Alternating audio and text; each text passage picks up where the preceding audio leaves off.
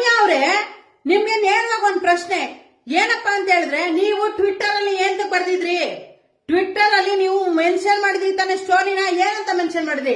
ಅದನ್ನ ನೋಡಿ ತಾನೆ ನಿಮ್ಗೆ ಬಂದು ಮೆಸೇಜ್ಗಳಾಗ್ತಾರ ಅದು ಜನಗಳು. ದರ್ಶನ್ ಸರ್ ಫ್ಯಾನ್ಗಳು ಯಾರು ಹಾಕಲ್ಲ, ಫೇಕ್ ಐಡಿ ಕ್ರಿಯೇಟ್ ಮಾಡ್ಕೊಂಡಿರೋರೆ ಬಂದು ನಿಮ್ಗೆ ಹಾಕೋದು. ನೀವೇನಾದ್ರು ನೋಡಿದ್ರ ಅವ್ರನ್ನ? ಅವ್ರ ಬಯೋಡೇಟಾ ಗೊತ್ತಾ ನಿಮ್ಗೆ ಯಾರು ಮೆಸೇಜ್ ಹಾಕಿದಾರ ಅಂತ? ಕರ್ಸಿ ನಿಲ್ಸಿ ಅವ್ರನ್ನ. ಅವ್ರು ದರ್ಶನ್ ಸರ್ ಫ್ಯಾನ್ಸ್ ಅಲ್ವಾ ಅನ್ನೋದನ್ನ ತಿಳ್ಕೊಳ್ಳಿ ಫಸ್ಟ್. ಅದನ್ನ ಬಿಟ್ಬಿಟ್ಟು ಸುಮ್ಮನೆ ಏನ್ 58 ಸಲ ಈ ತರದ್ದು ಅವ್ರ ಮೇಲೆ ತಪ್ಪೆಲ್ಲ ಒರೆಸ್ತಾ ಕೂತಿದ್ದೀರಾ. ನೀವು ಅವ್ರ ಜೊತೆ ಕೆಲಸ ಮಾಡಿರುವಂತ ಸಹ ನಟಿ ನೀವು. ನಿಮ್ಗೇನ್ ಮಾನ ಮರದಿ ಬೇಡವಾ ರಮ್ಯಾ ಅವರೇ? ನಿಮ್ಗೆ ರಮ್ಯಾ ಅವ್ರಿಗೆ ಇನ್ನೊಂದ್ ಮಾತು ಏನಪ್ಪಾ ಅಂತ ಹೇಳಿದ್ರೆ, ಕೋರ್ಟ್ ಅಲ್ಲಿ ಕೇಸ್ ಇರ್ಬೇಕಿದ್ರೆ ನೀವು ಆತರ ಟ್ವಿಟರ್ ಅಲ್ಲಿ ಬರ್ದಿರೋದು ಮೊದಲನೇ ತಪ್ಪು. ಸಾಮಾನ್ಯ ಜನಗಳಿಗಾಗಿ ನಮ್ಗೇನೇ ಅಷ್ಟೊಂದು ಯೋಚನೆ ಇರುತ್ತೆ. ನೀವಿನ್ನು ಸಹ ನಟಿಯಾಗಿ ಕೆಲಸ ಮಾಡಿರುವಂತ ವ್ಯಕ್ತಿ ನೀವು. ನಿಮ್ಗೆ ಆದಂತ ಯೋಗ್ಯತೆ ಘನತೆ ಇರುತ್ತೆ. ಅದನ್ನ ಏನ್ ಮಣ್ಪಾಲ್ ಮಾಡ್ಕೊಂತೀರಾ?